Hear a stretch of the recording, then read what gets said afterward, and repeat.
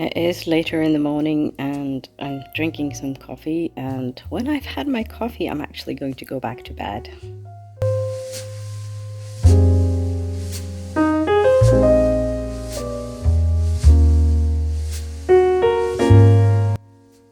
I know you can hardly see me, and I think that's okay because I am in a fairly dark room and I wanted to show you reality. This is my reality some days.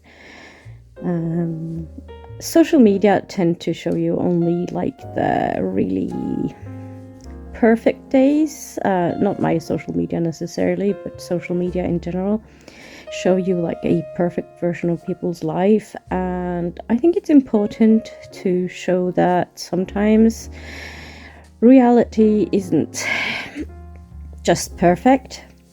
It definitely isn't for me. I have a chronic illness.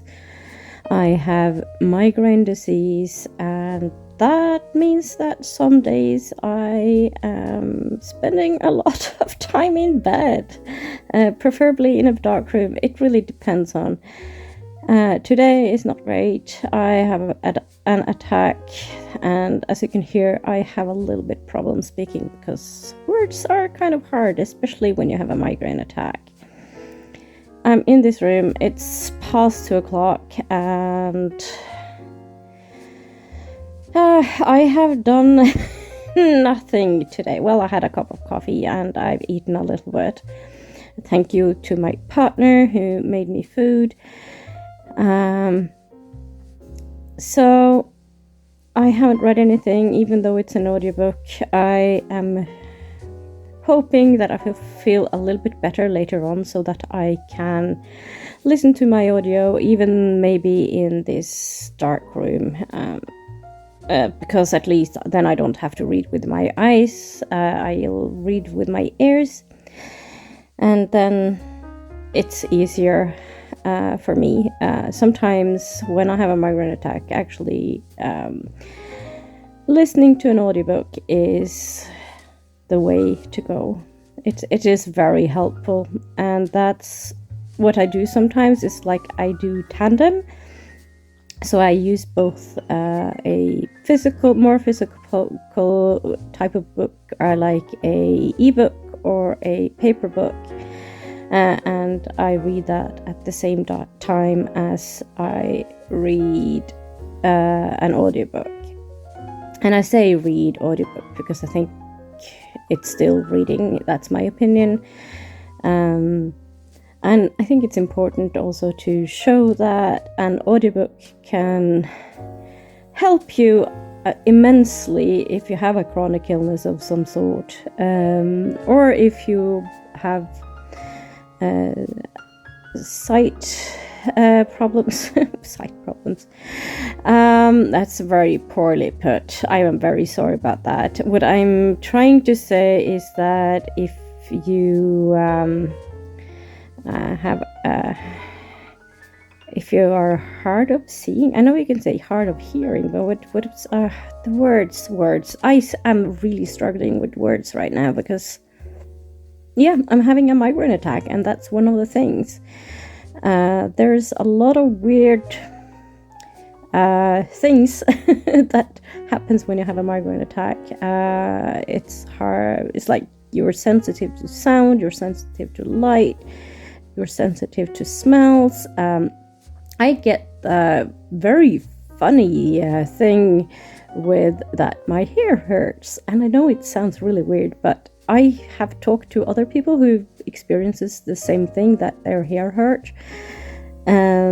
So when I brushed my hair earlier, it actually was painful because my hair roots are really, really sensitive. So I think it's like the whole sensory thing is probably what's plays into effect. I don't know. So but what I was saying is like audiobooks can be super helpful for people that has chronic illness or are disabled in some way or another, and it should not be looked upon as anything else than reading. It is just as valid and just as important in my opinion.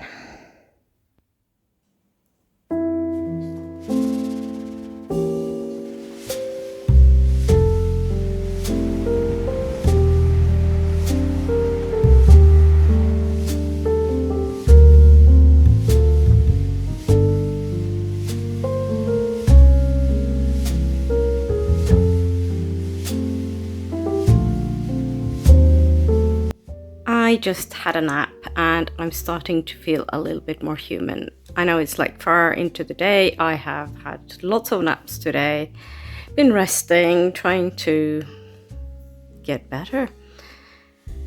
And before I had my last nap, before my most recent nap, I actually managed to finish the audiobook while resting. The audiobook is called Loading and it's by Cager Klarxon, I think the author's name is. Can't quite remember. My memory is not the best when I have a migraine attack.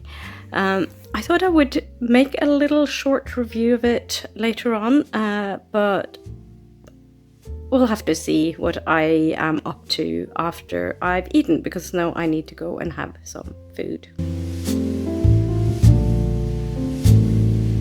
I have had dinner. My partner made some really yummy dinner. The book. It's a horror book, it's science fiction, and it's LGBTQ+.